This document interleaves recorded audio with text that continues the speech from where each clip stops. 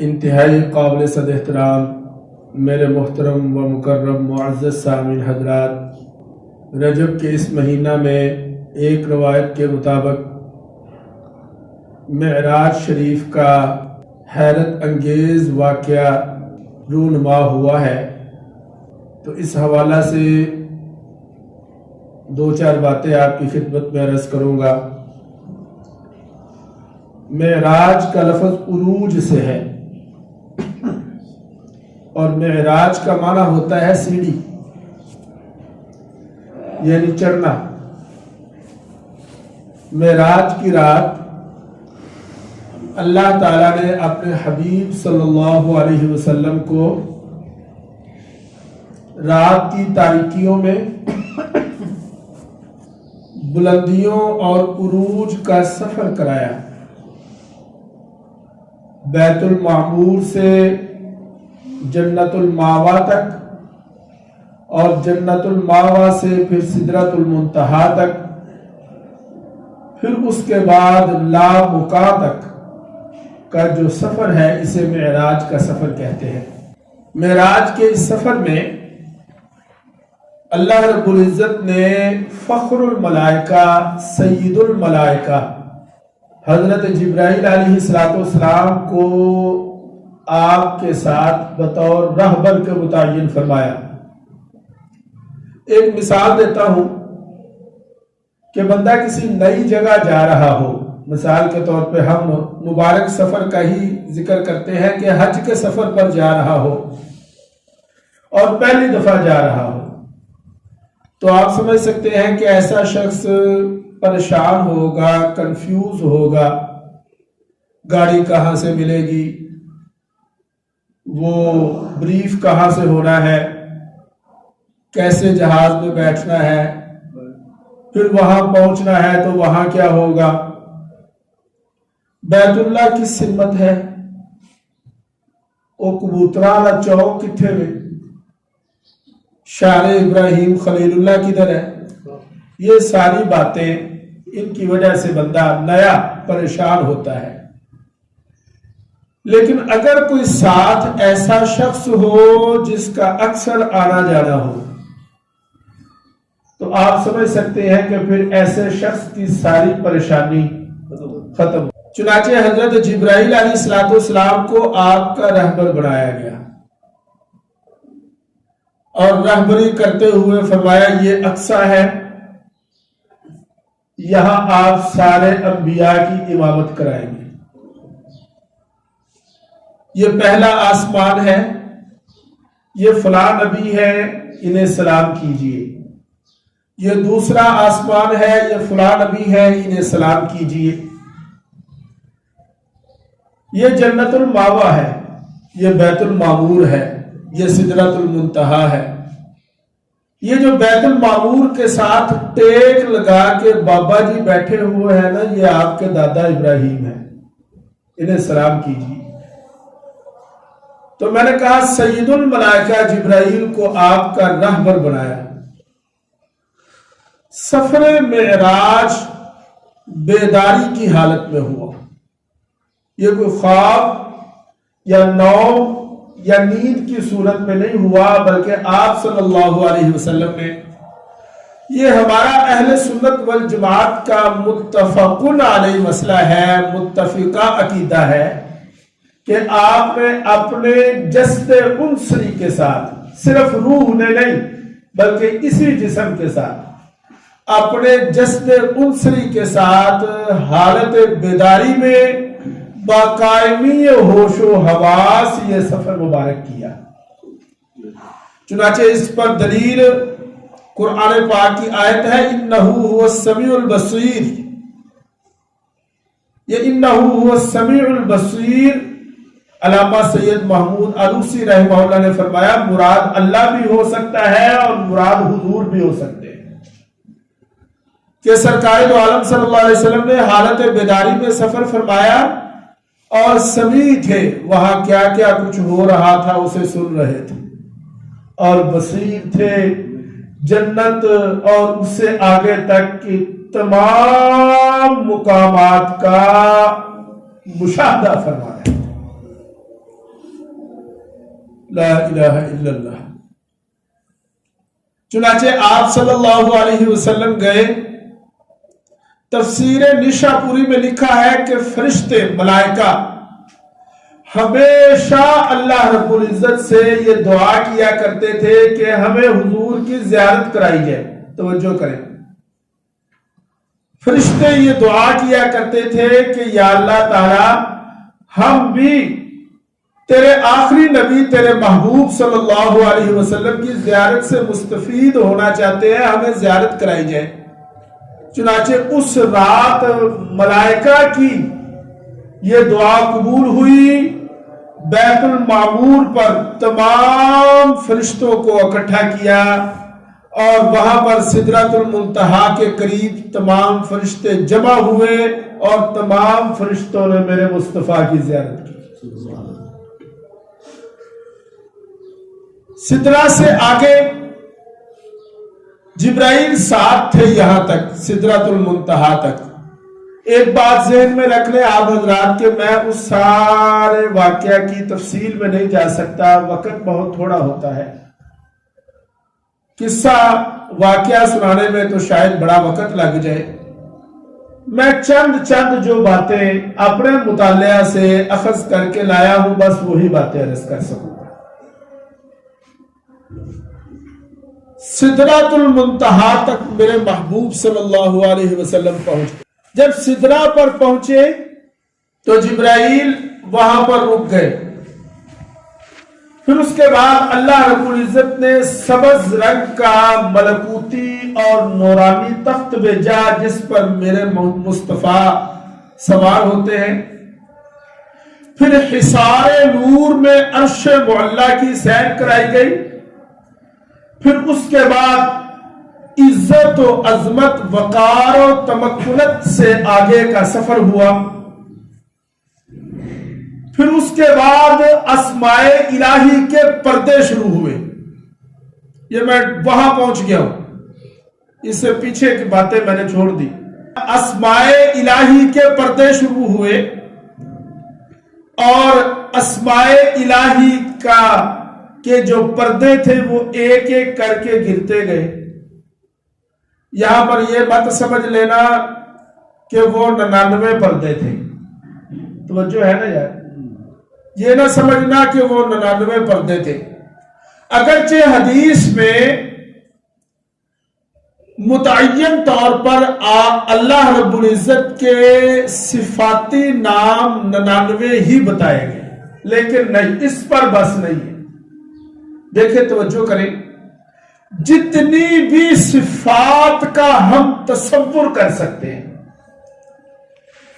جتنی بھی صفات کو ہم سوچ سکتے ہیں، وہ ساری کی ساری صفات باری تعالی میں بتمام بکمال موجود ہیں۔ میں نے کہا اگرچہ 99 ہی نام ہے لیکن اللہ کی صفات 99 نہیں، جتنی بھی ہم سوچ سکتے ہیں، جتنی بھی سوچ سکتے ہیں، وہ سب اللہ میں پائی جاتی ہیں۔ معلوم یہ ہوا کہ وہ لامحدود پردے تھے، جیسے اللہ کی صفات لامحدود ہیں ایسے ہی وہ پردے بھی لامحدود تھے۔ پھر وہ اسماء الہی کے پردے ایک ایک کر کے گرتے گئے اور ہر اسم کی نورانیت سے آپ کو نوازا گیا۔ پھر اس کے بعد اللہ رب العزت سے ملاقات ہے، باہم راز و نیاز ہے، اللہ سے باتیں ہیں۔ 3 تحفے لے کر گئے، 3 تحفے جواب میں ملے، 5 نمازوں کا تحفہ ملا۔ شروع میں 50 تھی، آہستہ آہستہ 9 چکر لگائے میرے مصطفیٰ صلی اللہ علیہ وسلم نے، اور 9 چکروں کے بعد 50 سے 5 ہوئی۔ پھر جب 5 نمازیں دے دی گئی تو جاتے ہوئے فرمایا سونیا ٹھہر جا، نمازاں تے 5 نے پر امت بھی تے تیری ہے نا، پڑھن گے 5 تے ثواب 50 دا دیا۔ لا الہ الا اللہ. پھر تمام فاصلے ختم. قرآن پاک میں اللہ رب العزت نے سورہ النجم میں فرمایا ثم دنا فتدلا. دنا اور تدلا دونوں کا معنی ہوتا ہے قریب ہونا. یہاں پر ایک عجیب بات مفسرین کرام نے لکھی. اس آیت مبارکہ میں دو فعل ذکر ہیں. فعل سمجھتے ہو؟ ایک اسم ہوتا ہے ایک فعل ہوتا ہے. تو دو افعال یہاں پر مذکور ہیں. دنا اور تدلا دو فعل ہیں. آپ جانتے ہیں جہاں فعل ہوتا ہے وہاں فاعل بھی ہوتا ہے. مار پڑی فلانے کو تو فاعل تھا تو مار پڑی نا. کھانا کھایا فلانے نے تو فاعل ہے تو کھایا گیا نا. سویا فلانا پیا فلانے نے. زید نے پانی پیا تو زید کون ہے؟ دسو یار. فاعل ہے. زید کون ہے؟ فاعل ہے. جو کرنے والا ہوتا ہے وہ فاعل ہوتا ہے. آپ حیران ہوں گے کہ دو افعال ذکر کیے فاعل ایک بھی ذکر نہیں کیا. اس میں علماء نے لکھا کہ اگر فاعل کو ذکر نہیں کیا تو پھر فاعل کون ہے؟ اس میں تین احتمال ہے. تو جو کریں گے بات سمجھ آئے گی. فاعل کون ہے؟ فاعل متعین کرنا پڑے گا. دنا قریب ہوئے پھر قریب ہوئے تو کون قریب ہوا؟ فاعل کون ہے؟ اس میں تین احتمال ہے. نمبر ایک ثم دنا فاعل ہے میرے محبوب صلی اللہ علیہ وسلم. ثم دنا قریب ہوئے فتدلا پھر اور قریب ہوئے. اور دوسرا احتمال ہے کہ فاعل ہے اللہ کہ اللہ قریب ہوا فتدلا پھر اور قریب ہوا. اور تیسرا احتمال یہ ہے کہ دنا کا فاعل حضور صلی اللہ علیہ وسلم ہے اور تدلا کا فاعل اللہ ہے. پھر معنی یوں ہوگا کہ پھر قریب ہوئے کہ قریب ہوئے مصطفیٰ اور پھر قریب ہوا اللہ. ثم دنا فتدلا پھر تمام فاصلے مٹ گئے. پھر اللہ اور میرے محبوب صلی اللہ علیہ وسلم اتنے قریب ہوئے. فکانا قاب قوسین او ادنا اتنے قریب ہوئے کہ پھر سارے فاصلے ختم ہو گئے. پھر بس ایک ہی فاصلہ تھا عبد اور معبود کا، خالق اور مخلوق کا. والنجم کا مفہوم نہ تو سمجھ سکے گا کبھی بھی کہ تیرا مد و جزر ابھی چاند تک ہے پہنچا. یہ والنجم کا مفہوم کیا ہے؟ یہ اللہ جانتا ہے، یہ اللہ کا حبیب جانتا ہے. آقا ایک تیری معراج کے تو لوح و قلم تک پہنچا. آقا ایک تیری معراج کے تو لوح و قلم تک پہنچا اور ایک میری معراج کہ میں تیرے قدم تک پہنچا. اب آتے ہیں اس آیت کی طرف جس کو میں نے تلاوت کیا. فرمایا سبحان الذی، پاک ہے اللہ، وہ ذات پاک ہے جو اللہ ہے. اسرا بعبدہ لیلا، جس نے سیر کرائی ایک ہی رات میں اپنے بندے کو. وہ کسی کہنے والے نے کہا کہ یہ کیسے ممکن ہے کہ میرے مصطفیٰ صلی اللہ علیہ وسلم ایک ہی رات میں چلے جائے. توجہ کریں کہ حضور گئے ایک ہی رات میں چلے گئے، یہ کیسے ممکن ہے؟ میں نے کہا قرآن میں کہیں بھی یہ نہیں آتا کہ حضور گئے. کیوں جی؟ قرآن میں کہیں بھی نہیں آتا کہ حضور گئے. قرآن میں تو آتا ہے اللہ لے گیا. جب اللہ لے گیا تو اللہ تو قادر ہے، وہ جب چاہے جہاں چاہے لے جائے. اسرا بعبدہ، اپنے بندے کو لے گیا. لیلن، کیا جی؟ لیلن، ایک ہی رات میں. اور یہ سارا سفر کر کے میرے مصطفیٰ صلی اللہ علیہ وسلم واپس تشریف لے آئے کتنے مہینے لگے؟ بولے ذرا کتنا وقت لگا؟ لیلن، یہ لیلن پہ توجہ کر لیں ذرا، اس کو فوکس کر لیں تو انشاءاللہ مسئلہ حل ہو جائے گا۔ لیلن، فرمایا سبحان الذی اسرا۔ عربی جاننے والے یہ بات جانتے ہیں کہ اسرا کا معنی ہی رات کو چلنا ہوتا ہے۔ کیوں جی؟ اسرا کا کیا معنی ہوتا ہے؟ یعنی دن کے چلنے کو اسرا نہیں کہا جاتا۔ جو شخص رات کو سفر کرے گا اس کے لیے اسرا کا لفظ بولا جائے گا۔ انتہائی توجہ، بڑا اہم نکتہ۔ اللہ نے فرمایا اسرا، تو اسرا کا معنی ہے کہ رات کو لے گیا۔ پھر آگے فرمایا لیلن، تو لیلن لانے کی کیا ضرورت ہے؟ کیوں جی؟ سمجھ آئی بات؟ نہیں، بات یہ ہے کہ اسرا کا تو معنی ہے رات کو چلنا۔ پھر یہ کہا کہ لیلن رات کو، تو لیلن لانے کا کیا مقصد ہے؟ سوال یہ ہے کہ اسرا کا معنی ہی رات کو چلنا ہوتا ہے، پھر لیلن کیوں لائے؟ یہاں پر اس بات کی طرف بھی توجہ کر لیں کہ لیلن لائے اور لیلن نکرہ ذکر کیا، معرفہ نہیں ذکر کیا، اور پھر اس پر نون تنوین تقلیل کے لیے لائے۔ فرمایا کہ اسرا کا معنی ہے رات کو چلنا۔ پھر آگے لیلن اس لیے ذکر کیا کہ اگر لیلن نہ کہا جاتا تو سننے والا یہ سمجھتا کہ شاید ساری رات لگ گئی۔ لیلن لا کر اس بات کی طرف اشارہ کر دیا کہ ساری رات نہیں لگی۔ لیلن تنوین تقلیل کی، رات کا تھوڑا سا حصہ لگا ہے، یہ ہے لیلن کا فائدہ۔ اب رات کا وہ تھوڑا سا حصہ جو لگا وہ کتنا تھا یہ بھی سن لیں۔ ایک روایت ہے، اگرچہ وہ ضعیف ہے، اور آپ حضرات جانتے ہیں میری عادت نہیں قصے کہانیاں ضعیف روایات من گڑت قصے بیان کرنا، مائیے دوڑے مرثیے پڑھ کے وقت گزار دے، یہ میری یہ عادت نہیں۔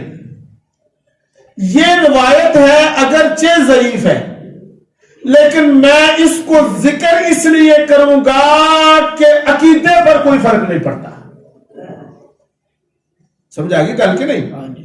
اگر تو اس ضعیف روایت کی وجہ سے ہمارا عقیدہ خراب ہوتا تو میں کبھی ذکر نہ کرتا، لیکن ذکر اس لیے کر رہا ہوں کہ فضائل کی حدیث ہے، عقیدے میں کوئی فرق نہیں پڑتا۔ روایت کیا ہے؟ سرکار دو عالم صلی اللہ علیہ وسلم جب معراج کے لیے تشریف لے گئے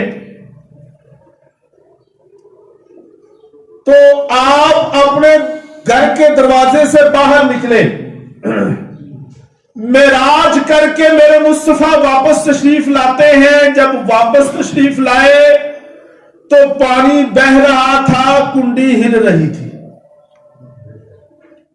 کیوں جی؟ یعنی کتنی دیر لگی؟ یہ جو فرمایا لیلن، یہ جو فرمایا لیلن، آپ گئے، سمجھ سکتے ہیں اس بات کو کہ ہم دروازے سے باہر نکلتے ہیں تو ہمارے دروازے کی کنڈی ہلتی ہے۔ وضو کر رہے تھے تو ایسے اونچے سے جب پانی نیچے آتا ہے تو وہ بہ رہا ہوتا ہے، جب واپس تشریف لے آئے تو پانی بہ رہا تھا، کنڈی ہل رہی تھی۔ اچھا یہ کیسے ممکن ہے؟ یہ کیسے ممکن ہے؟ اچھا اس مسئلہ کو سمجھایا حضرت امیر شریعت نے رحمہ اللہ تعالی، حضرت سید عطا اللہ شاہ بخاری نے۔ اور آپ حیران ہوں گے کہ سید عطا اللہ شاہ صاحب بخاری رحمہ اللہ، ان کی جو باتیں ہوتی تھی نا وہ وحی ہوتی تھی، وہ اللہ کی طرف سے آتی تھی۔ کیوں جی؟ وہ کراچی کے خالق دینہ ہار میں سید عطا اللہ شاہ صاحب بخاری کی پیشی ہوئی تو جسٹس کیانی جو تھا وہ مرزئی تھا، قادیانی تھا۔ تو جسٹس کیانی نے شاہ صاحب سے یہ کہا ہے کہ شاہ صاحب آپ نے سنا میں نے یہ سنا کہ آپ نے یہ تقریر کی ہے، شاہ صاحب نے یہاں موچی دروازے میں تقریر فرمائی اور تقریر میں یہ کہا کہ قادیانی جو غلام احمد قادیانی تھا، شکر ہے کہ وہ میرے دور میں نہیں تھا، اگر میں اس وقت زندہ ہوتا تو میں اسے قتل کر دیتا۔ وہ کیا کہتے ہیں، نہ رہے بانس نہ بجے بانسری۔ تو شاہ صاحب نے فرمایا تھا یہاں تقریر میں کہ اگر میں ہوتا تو اسے چھوڑتا نہیں، قتل کر دیتا۔ تو جسٹس کیانی نے کہا شاہ صاحب سنیں، آپ نے یہ کہا کہ اگر میں قادیانی کو ملتا تو میں اسے قتل کر دیتا، سنا آپ نے یہ کہا ہے؟ تو شاہ صاحب نے یہ فرمایا سنا ہے، کیا ہوتا ہے اب بھی کہتا ہوں، اور اگر تجھے یقین نہیں آتا ہے کیانی تو ابھی یہاں بیٹھ کر تو نبوت کا دعویٰ کر، اسی عدالت میں تیرا سر تن سے جدا نہ کر دوں پھر کیا۔ تو ان کی باتیں جو ہوتی تھی نا وہ کیا ہوتی تھی، وہ بھی ہوتی تھی۔ وہ ایک دفعہ کہیں پر تشریف فرما تھے تو وہاں پر بہت بڑا علماء کا مجمع تھا، وہاں پر سارے لوگ بیٹھے ہوئے تھے۔ تو کسی نے کہا کہ شاہ جی آپ یہ بتائیں، یہ جو حضرت عائشہ اور حضرت علی کی آپس میں لڑائی ہوئی، اگر آپ وہاں پر ہوتے تو آپ علی کا ساتھ دیتے یا عائشہ کا ساتھ دیتے؟ اب گالوں نے کہا چھٹی۔ شاہ صاحب نے مولویوں سے کہا دیو مولویوں جواب دیو۔ اب مولوی جواب دے رہے ہیں، ادھر ادھر کی باتیں کر رہے ہیں۔ کہنے والے نے یہ کہا شاہ صاحب آپ بتائیں کہ آپ اگر وہاں ہوتے تو عائشہ کا ساتھ دیتے یا علی کا ساتھ دیتے؟ شاہ صاحب نے فرمایا میں اگر وہاں پر ہوتا تو میں جنگ ہونا ہی نہ دیتا۔ اب اس نے کہا کہ پھر جنگ تو ہو گئی۔ کیوں جی؟ بڑے بڑے صحابہ وہاں پر موجود تھے، جنگ تو ہو گئی۔ تو جنگ تو ہو گئی، آپ ہوتے تو کیا کرتے؟ تو شاہ صاحب نے یہ فرمایا کہ اگر میں ہوتا تو میں اپنے باپ علی کا بازو پکڑ کر اسے کہتا کہ فاتح خیبر جیسے دلیر کا کام نہیں ہے کہ وہ عورتوں سے لڑے، اور اگر پھر علی پھر بھی نہ مانتے تو پھر میں ان کے پاؤں میں پڑھ کر کہتا کہ تابع دار بیٹوں کا کام نہیں ہے کہ وہ ماؤں سے لڑے۔ تو خیر میں عرض کر رہا تھا کہ اس مسئلہ کو کہ کنڈی ہل رہی تھی، پانی بہ رہا تھا، جس کو حل کیا سید عطا اللہ نے۔ مثال دی، فرمایا اگر کوئی بڑے ملک کا حکمران آ رہا ہو نا، مثلا سعودیہ کا حکمران پاکستان میں آتا ہے تو ہماری حکومت اسے پروٹوکول دیتی ہے کہ نہیں؟ اس کے لیے کیا ہوتا ہے، جس روٹ سے اس نے آنا ہے آنے سے آدھا گھنٹہ پہلے گاڑیوں کو روک دیا جاتا ہے۔ پھر جب 5-10 منٹ رہ جاتے ہیں موٹر سائیکل چلنے والے بھی رک گئے۔ پھر جب بالکل اس کے آنے کا وقت ہوتا ہے پورا روٹ جام کر دیا جاتا ہے، پیدل چلنے والے بھی رک جاتے ہیں، جو جہاں ہوتا ہے وہی ٹھہر جاتا ہے۔ اللہ نے فرمایا اے جبرائیل میرا محبوب آ رہا ہے، کائنات کے نظام کو جام کر دیا جائے، کائنات کے نظام کو روک دیا جائے۔ جو جہاں تھا وہی رک گیا، حکم ہو گیا، سورج رک گیا، چاند رک گیا، نظام کائنات رک گیا۔ اور فرمایا کہ اے جبرائیل سارے نظام کو روک دو، جام کر دو سارا نظام کہ میرا محمد آ رہا ہے۔ جیسے یہاں کی حکومت کسی حکمران کو پروٹوکول دیتی ہے، سارے کائنات کے نظام کو روک دیا جاتا ہے، رک گیا نظام، تھم گیا نظام۔ سرکار معراج پر چلے گئے، جب میرے مصطفیٰ معراج سے واپس تشریف لائے نظام چل پڑا، کنڈی ہلنے لگی، پانی بہنے لگا۔ اللہ تعالیٰ